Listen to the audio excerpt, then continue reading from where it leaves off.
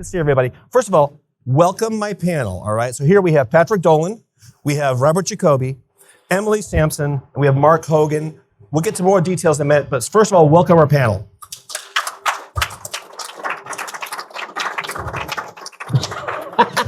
Now, I'm going to preface this a little bit here, okay? So who out there in the audience right now considers themselves to be a cloud provider or a hosting provider of any respect? Go ahead and raise your hand.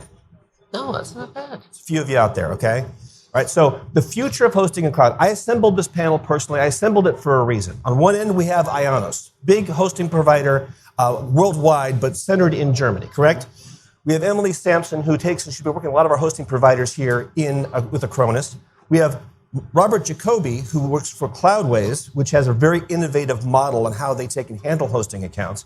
And then we have Patrick Dolan here from Virtuoso, right? And they actually have a whole solution built onto outsourced infrastructure, correct? Correct. Right. All right. So these are the people to talk to. We're going to hit some hard balls and some slow pitches, and we're going to have a good time talking about it. And then if I go fast enough, we'll have some time for Q&A at the end. Sound like a plan? Sound like a plan? Yeah. Thank you very much. All right. So let's go ahead and get started, everybody. All right. First question. All right.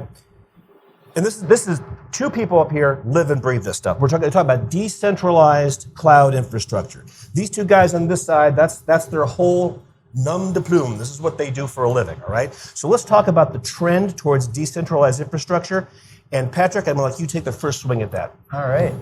And the biggest thing is we've all had an opportunity to talk a little bit ahead of time, just kind of our thoughts and things like that. And one of the things that we go into again and again is like you just don't need your own infrastructure anymore as a hosting provider.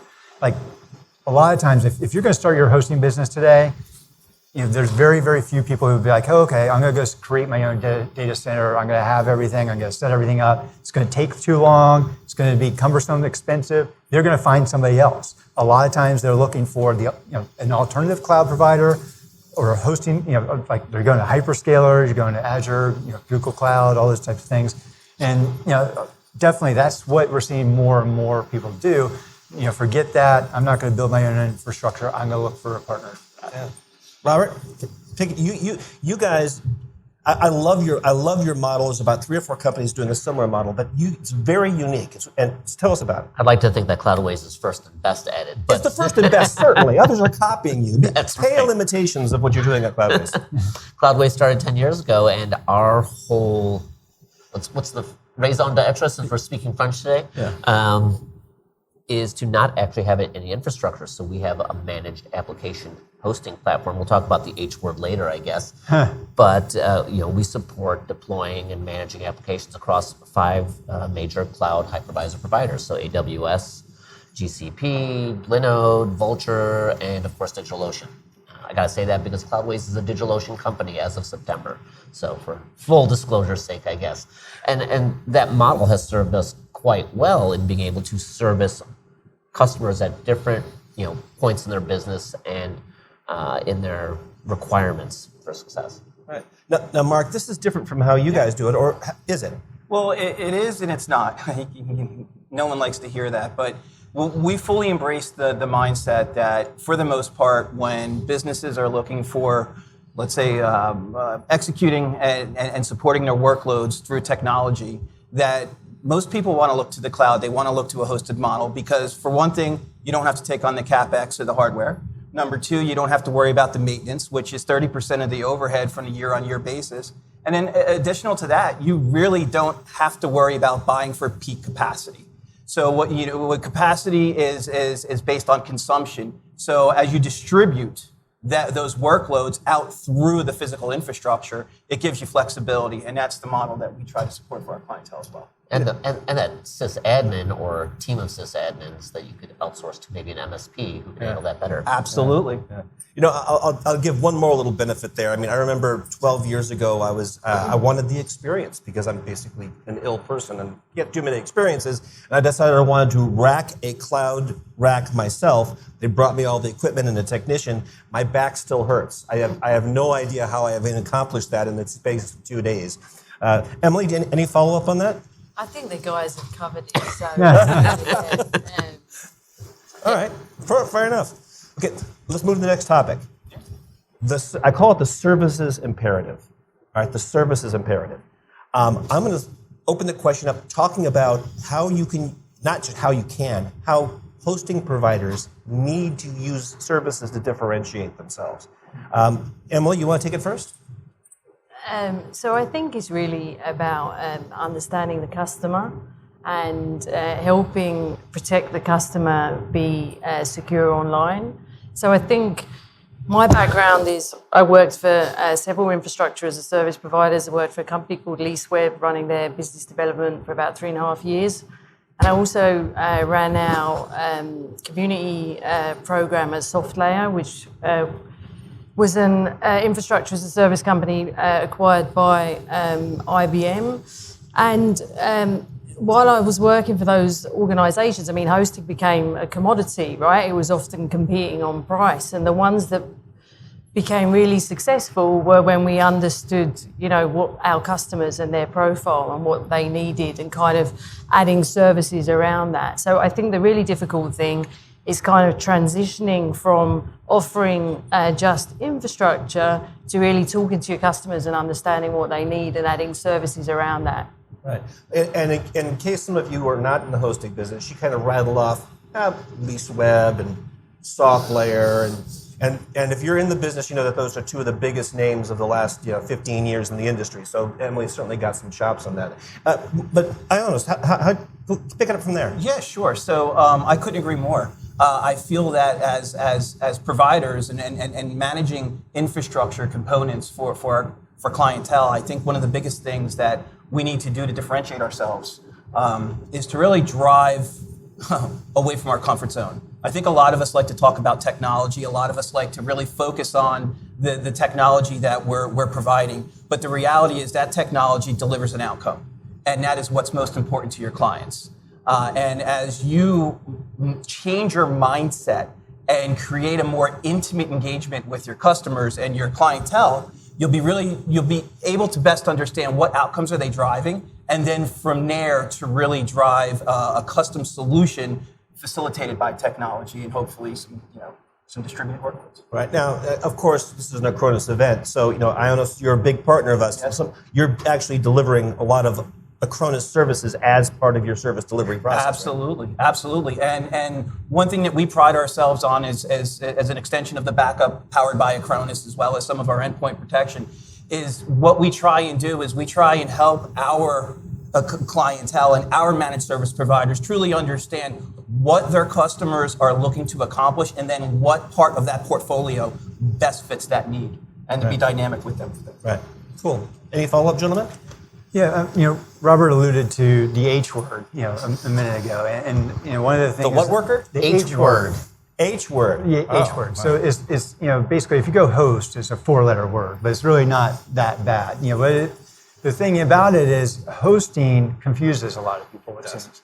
So the hosting service provider, the HSP, the focus really now is the service. So it's like everybody wants to reduce churn and improve stickiness and things like that. But as long as you're providing excellent service, that's what it's all about. And so yes, hosting has a unique set of things that are needed to have managed a website, but you're really just a service provider. And more we're seeing a blending of that, and as far as what the opportunities are for people who provide world-class service. Yes. I mean, in a lot of ways, everyone on this panel is not necessarily in the cloud industry. We're in some kind of software, hardware, utility industry where we expect other folks to build even cooler stuff, to build the microwaves and razor blades and things that attach to this giant pool of utility that all sorts of different infrastructure encompasses. Right. You have a follow-up on that, Mark? Well, I just love the point when you stress the word service. Service has a lot of different interpretation, and I think when we talk about providing managed services to our clientele, it's delivering that service, and that's the value that they're getting out of it. It's not just the infrastructure that's being delivered; it's how are you wrapping your value around that tool or that component. The infrastructure is just a vehicle to deliver the outcome, and you're the differentiator on how they're going to perceive that outcome. Right. Yep.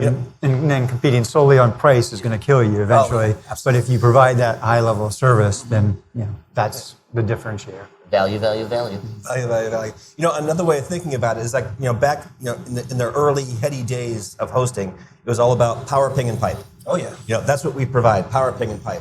And if you said, well, that's what I do, power, ping, and pipe, right? But the days, what we all have to realize is that we're not providing that. That is just a context. It's a mechanical way of providing everything else that the customer needs, right? Whether it's delivering their website, or hosting their app, or just storing their data. The Power Ping and Pipe is just the context around which we provide the service that they need, right? Mm-hmm. Yep. Cool. Good. All right. Sure, Emily. I just had an interesting conversation with a service provider this morning who is very successful in the UK. They have about, 3,000 customers. And he was talking to me about the services, and they basically just have a set of, they have a bundle, mandatory services, after really going after the customer, understanding what the customer wants. So there's an education piece in there, there's a security piece in there, there are different software, backup, security, email security, and if the customer is not interested in the bundle or paying the service, then they're actually like, maybe you should talk to another partner. So I think it's really getting into that kind of frame set around creating bundles that fit the customer base. Yeah. Yeah, of course I agree, but it even goes even further. We have hosting companies talking to us about, well, I want my customers need endpoint protection. I want to be that resource for them as well, right? So it even extends beyond what they have inside the infrastructure. Cool. Well, think about this. What is that endpoint protection protecting, right? Well, and what does it mean to the client? Because that's what's most important. It's not the fact that they have endpoint protection. It's what are they protecting, what is the asset, and what's the value of that asset to the client. That will dictate how much they're willing to invest to secure it. And obviously, your service overlaying on that is part of that investment. Right. And I'm going to touch on that again. I'm going to pull on that thread for a second here real quick, too. Because if you are in the business of providing hosting or cloud services, right, you have the largest threat surface on the planet. 100%. Right? You have, if you think about, I'm a 100-person organization and every one of my 100 people takes, and they all have a laptop and they all have a cell phone and they're accessing my portals through all of these devices, right? Now multiply that times the number of SMBs that are in your hosting environment. So it's almost a logarithmic increase in risk. So this is one of those occasions where if you do it right, it's a universal win. The customer needs protection and your network needs protection at the same time, right? Mm-hmm. Yeah. All right. Cool. All right. And a lot of that's a last mile problem, right? Because if you're looking at a bigger company that's just trying to service as much as possible, you need someone at that last mile to take care of that VPN or quick backups or whatever security. Yeah. Cool. Good. Anybody else have a follow up on that? That seemed to get all of us excited. Anybody else have a follow up on that? Service, scaling, apps, it's all fun. All right. Okay, cool. Now, since this is the future, we're not just talking about things that are related to security. We want to talk about a few broader topics as well, because this is about the future of hosting a cloud. And I want to touch on the hegemony of WordPress. He's laughing because that's his job. He's the WordPress guy, right? So, Robert, kick this off. Is this a benefit? Is this a risk? What is the hegemony of WordPress to people who do this for a living? I just like that you say hegemony instead of hegemony. Tomato, tomato. It's another hugely popular application on the web. I mean, that's the easiest way to look at it. If we look at the Linux hegemony, that's actually, we've all survived that. Mm-hmm. Linux runs almost everything that's cloud-based these days outside of Azure, and even a lot of Azure. So, it's a hugely popular application that is open source, and I'm a huge open source advocate, so I think it's great to have that resource, that flexibility, and the opportunity to take open source and utilize it a million different ways. So whether it's on the enterprise side of the universe or on the small business side, there are custom application developers, MSPs, all sorts of folks figuring out ways to tweak it for their specific needs. And I don't see it as a problem. I just see it as, okay, this is one tool that's huge, successful. It is a huge security vector because everyone's like, bing, bing, bing, bing, bing. 50% of the web's on WordPress. Why not attack it? But that security is ongoing, and there's a huge evolved security landscape world to protect folks on WordPress. Right. as well. But, all right. So, but if you're running, CentOS, or if you're running Red Hat, right? You've got a central source. Security vulnerabilities could pop up. You got, but you got a central source that's working on security vulnerabilities. Really, kind of one guy making changes inside, releasing into the community, right? In WordPress, you got apps, and you got themes, and you've got plugins, and you got widgets, and you got all those things. It really amplifies it, don't you think? That would be blaming Microsoft for third-party Microsoft application, applications that run on Windows. I mean, that just doesn't make sense unless that's a core Windows problem. Core WordPress has that security team. They have a threat team that's highly focused and an expert at resolving, sort of those global platform WordPress issues. But yeah, you can always dump in garbage software and have garbage issues on any platform, whether it's Linux, Windows, Mac OS, whatever. I'm not going to let you off on that hook. I don't think you would be talking about this as being a problem or a liability or a hegemony if it wasn't so widely adopted. So I asked the question of how did they get so widely adopted? Community. Community, Yeah. Simplicity, Yeah. Tons of simplicity. and a palatable price, right? Free, right?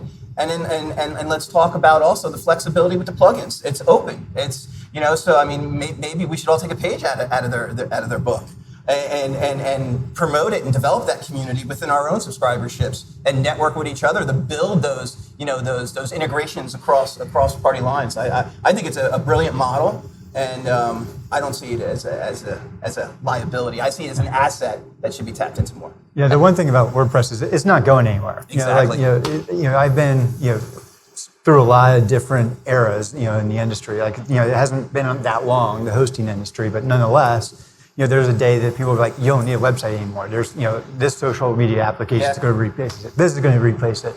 But they keep saying that, but it's a core part of your digital presence. Like you have to have the website. There's a lot of people who be like, you might not interact as much on your website. You might use social media for your everyday interaction, but it's such a critical piece and it's not going anywhere. And WordPress is 40, 50%, what you name it. And and people will be thinking, okay, you're going to have some of these website builders replace it. They're not. It just keeps growing and growing. So it's here to stay for a long time. Well, and versus some of the social media you mentioned, you own your intellectual property on WordPress, and that's a huge competitive advantage. You're not sending off your customers and content off to someone else who can monetize it, or just turn off that switch if they want to fire half their staff. Yeah, and if they start critical, saying things about you, this and that, you control that. Yep. So. Yeah. Well, let me give you another one. All right. So before I started working, I've been at Acronis for about a year and a half. Before I was doing that, I had lots of customers in the business, and I had one of my good customers was actually a development shop for Shopify. And I kept, in doing some of the analysis for them, and I would actually run security screens for some of their customers and give them recommendations for marketing and things of that nature. And I would keep running into sites. The back end is Shopify, the front end is WordPress, and the data is stored in Azure. And so it's this whole headless phenomenon. Now, what do you guys know about that? Because I'm still learning about how headless websites work. Sorry, I'll interrupt for just a sec because that's not necessarily a headless website. It's just a Hydra, what you're talking about. I mean, it's a three-headed monster. Three-headed monster. I mean, headless is a whole nother conversation of what distributing, processing, and data from just showing the pretty pictures. I really oversimplified that. That's a scary one. The one thing about headless, I also agree that I'm still learning, and I think that's where there is a big opportunity because, right now, for me as a novice, building a website and things like that, and if I go try to do it, it's not easy. It's not something. It's more built for the DevOps team versus somebody who's just a casual user of WordPress or something like that. Exactly. So there's a big opportunity because we're not sure where things are going right now. And I'd like to add to that. Part of Ionis's business is a very large hosting practice, and a lot of that is built off of WordPress and some of our other providers. But one thing that we do have through that, solution set is a very large community where they work together and they network through an agency program where, because of the complexities and because of the fact that there are so many skill sets that are needed across these heterogeneous platforms. There's no way one provider can deal with everything. And as you scale up, what that brings is opportunity for managed service providers and agency-like businesses that want to focus on developing websites through those communities and integrating those technologies. So there is a substantial opportunity in the marketplace there. And you can do really cool things by deploying something on, the front end on a DigitalOcean droplet and, some crazy GCP backend for your database. And that's kind of fun, and that's where, expertise, and that's where the value chain comes in, because you're not just throwing everything on one, VPS instance and just scaling it up and hoping it works. You can really be smart about how you deploy things and get the best of all worlds. Wow, cool. Any follow-up, Emily? I kind of agree, but I also think it goes back to like bundles and offering services that kind of go together, right? And thinking about that as an opportunity if you're offering managed services. Yeah. Cool. Well, yeah, definitely with the bundles and with the complete, that's one of the things. A lot of people don't want to, there's some people who want to have, multiple parts of the solution, but then they do need somebody to help manage it. And there's a lot of people who will get scared away by that. They'll say, hey, that's just too much. So either you're going to have somebody manage it, or I just want everything all in one solution, everything bundled, click a button, is done. And they're prepared to pay for it as well, yeah. They are, but even with a bundle, you're going to have like little tweaks and things that need to be done. Some So it's not options, a little a la carte. There is no such thing as a standard environment, but once again, that represents the opportunity for the managed service provider and the overlays. What I like to point out on the bundling is my experiences with working with MSPs, and actually some of the conversations I had with some of you in the room, is when you can focus on the audience that that you have a distinct value prop and differentiator for, that's when you build that bundle around that, and it becomes a rinse and repeat with the tweaks. Give us an example of that. I don't know, let the audience give us an example. Let the audience give us an example. I'm sure some of you who are providing hosting services or maybe some of your management services are focused on a niche. Yep. And I'd like to hear from them. All right, does anybody have an example of what Mark's talking about, where you're building a solution? Kelsey.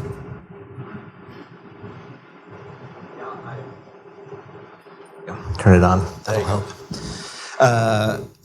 One of the things that we noticed, I'm Lance Johnson with Patmos What his Hosting. name is and who he works for. Please. Yes, sorry, just as you were saying that, I was doing, Lance Johnson with Patmos Hosting. And one of the things that we've noticed is that there is a big trend, especially among big tech, to be censoring content. And so it doesn't really matter if you're on WordPress or not. It matters if the provider that you're using will let you stay online. And so what we're building is really a cloud provider that is an answer to that is looking at how to protect that content and provide freedom of speech as a service. Yeah. And so that's a very niche market there to look at how to create this value proposition in what might otherwise be seen as a sort of commodity market. Yeah. Especially in today's world where if you're from the States, we all know how polarized politically the country is at this time. And we've had clients come to us and say, I just got kicked off of, and I won't say the provider's name, but because we were publishing content that was not of the same party, and will you stand us up? And I said, well, what do you need from me? And the first thing he said is, don't shut me down, don't censor my content. I said, you follow the meaningful use policy or the acceptable use policy, you're good to go. But you're spot on with that. Does anybody else have a niche they wanted to talk about? Over there. Make sure you say your name and where you're from. And what your favorite color is, and if you like walking on the beach.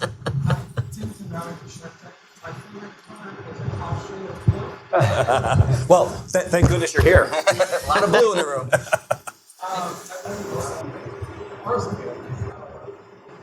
Is that a question? Is someone Yeah, there? it's It almost sounded like a question, but I wasn't sure.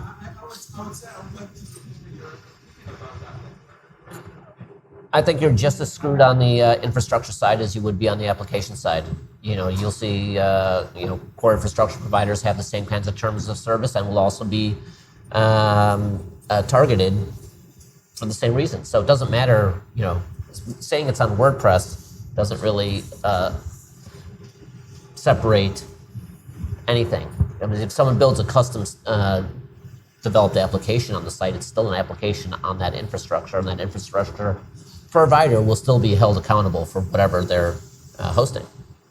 I mean, that's just a fact of the situation. That's already happened. Sorry, the reason you asked the question, is that because the company is looking to kind of grow their revenue streams or innovate into new services, or where's the...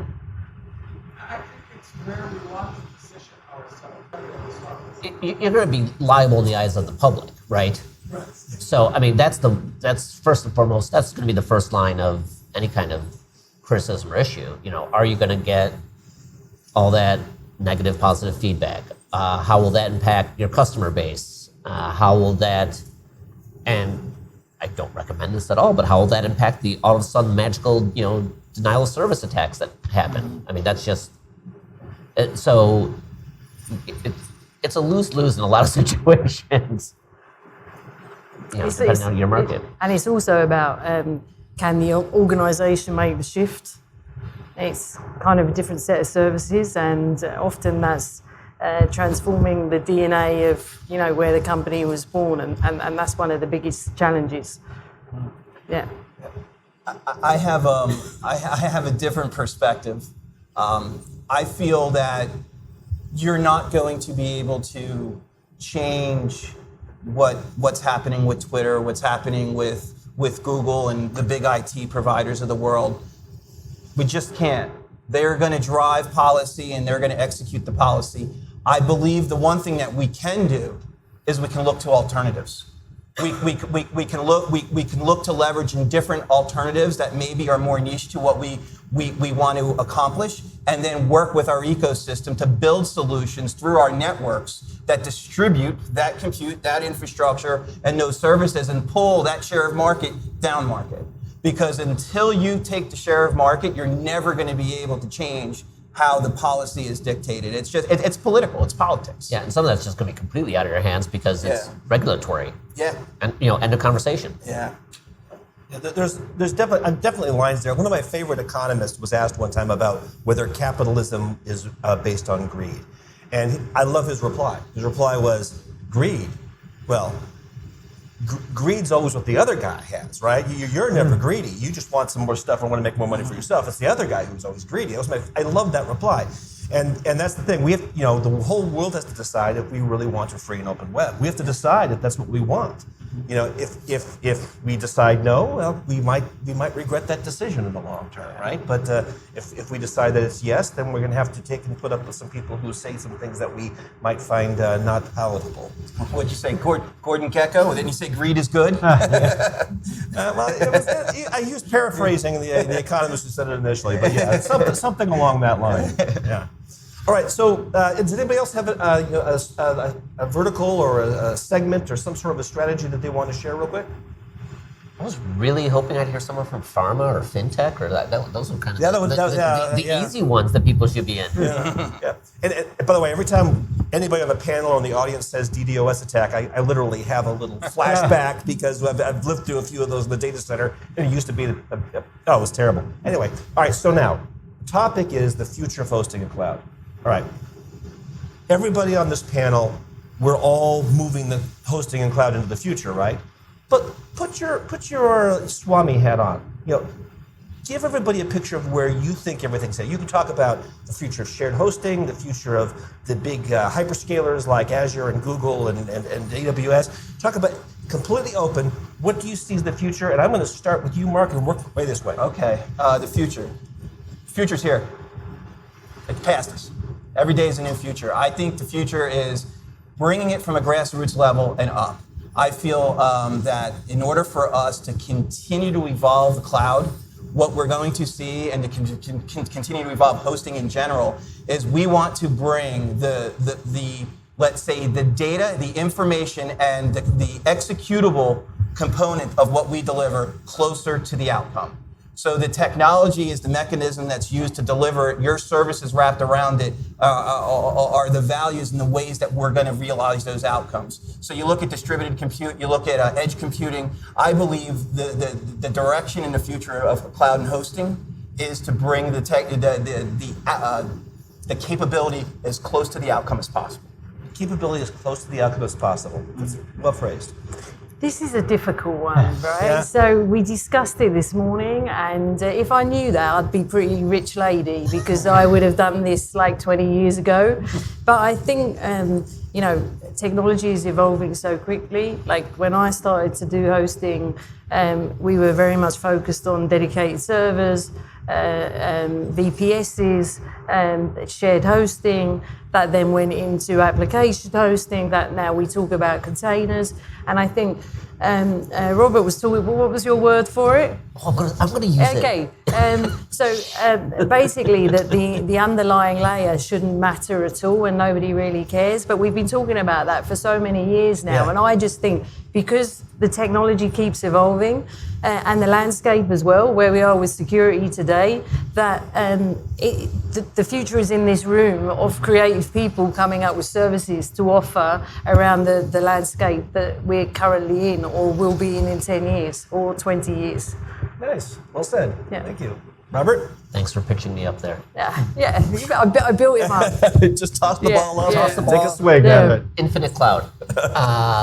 That's what I was talking about earlier, and that's we always overestimate the short-term future advances and underestimate long-term future advances. And I think the next one is it's not the singularity. We won't have robots running around taking over our jobs like that. But to get to that place, we need an infinite cloud where there are no stumbling blocks to plugging in your application. There's going to be some weird mixed metaphors going on. And just having it work, whether it's working for one person or a million people, that it just magically has that same level of functionality and performance. And that's what I see as the future of the cloud. We're all trying to get there. There will be, at some point, some big fight about how do we get all the cloud providers to talk to each other, like major hyperscalers and even dedicated data centers out there, so that you can just plug in here and just start ramping up the resources automatically, word that we've had for 20, 25 years, and really take advantage of it to build the cool new toasters and microwaves and electric cars and planes that, that's that stack that comes up from having a ubiquitous infinite cloud. Very good. Patrick? All right, so definitely agree with him as far as everything technically speaking, the magic, things like that. I think the one thing that I can add is that magic leads to the experience. I think that the experience is a key part of the future. Because as an end user, they don't want to have to try to dig into the details and things like that. They want like the dashboard. They can go log on and see everything right there. Like, okay, this isn't working. I need to upgrade this, or I need to do this. Like the experience needs to continuously improve. And so you look at all these technical things. You look at the magic. As far as trying to do everything. It all lends to the experience that we need to see continuously improve for that end user. When I built my first website 20 plus years ago, you didn't care about that. Like, okay, how am I going to use this desktop application that Microsoft gave me, front page, and build something off of it, and how do I upload it and things like that. It's different. Like now the expectations are changing day after day after day. They want fast, they want easy, they want the same things that they might have wanted before, but then they want the improved experience. As the moderator, I'm going to take a certain liberty here, and I'm going to give my own. And it's remarkably. You're not allowed. I think I am actually. So, Wait, do we agree? That was not an urban. You know what? Hey, the briefing decks are not complete. All right. So this I'm going to phrase a little bit in a different way. Okay. And I'm going to ask the audience something. Okay. So let's say you wanted to sell power drills, a power drill, right? What does your customer want to buy a drill? No. What's the right answer? They want a hole, right? But the customer, if they're in Home Depot and they're looking at drill bits and the guy's picking up that DeWalt, yellow thing, what he really needs is he needs a hole. He needs to put a mount on the walls to hang some pictures or to mount a cabinet. He needs a hole, and that hole has to do something for him. He doesn't want a drill. Nobody wants hosting. Nobody wants cloud. Nobody wants network. What they want is something that does something that they do want. And in my view, the hosting and cloud organizations that are going to thrive are going to figure out what their customers really want to do and provide a set of services that get them to do that. And I think that agrees with what you said, outcome. Yeah. Yeah. I couldn't agree more. All right, thanks, guys. All right, we have 3 minutes left. Does anybody, let's ask some questions. Kelsey, do you have the microphones? We got one in front right here. Right. Yeah. Microphone's coming. I see danger in his eyes. That's right. He's coming for you, Robert. I'm Christos from Germany. Very nice conversation here you have. There's one thing I missed in that conversation, and Serge said this morning, and now if you heard it, that the internet is too slow for all the things you want to do. So you say you are already in the future, you see the future, you want to create the future, but based on what? If the internet is too slow, where do you want to do all that stuff? Well, I think it goes back to what I mentioned earlier, bringing the technology and the capability closer to the outcome. Because when you bring the capability closer to the outcome, you reduce the latency, you reduce the friction and potential hot points for it together. Whether we're talking about network or regardless, you want to compete with that latency and shrink that up.